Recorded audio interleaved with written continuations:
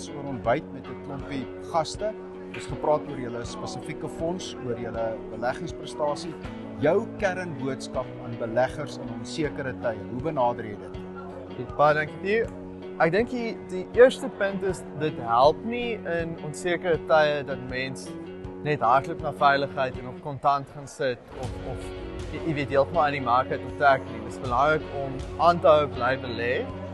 Ek dink dis moontlik om uitstekende prestasie te kry in onsekere tye, in tye van hoë risiko en inteendeel dis gewoonlik juist dan dat mens dikwels die beste beleggings kan maak. Maar mens moet gematig wees. Jy moet diversifiseer, jy moet besef die toekoms is onseker en jy moet portefeuilles kan bou en 'n batebestuurder kan jy daarmee help wat bestand is teen die risiko's en kan kapitaliseer daarop in 'n wye reeks van scenario's. En dis juist wat ons poog om te doen met ons Allenguy gebalanseerde fonds. Ek dink daai boodskap het baie duidelik uitgekom. Wel gedaan, baie geluk en is altyd lekker om saam met jou op te tree. Baie dankie Pieter. Baie dankie vir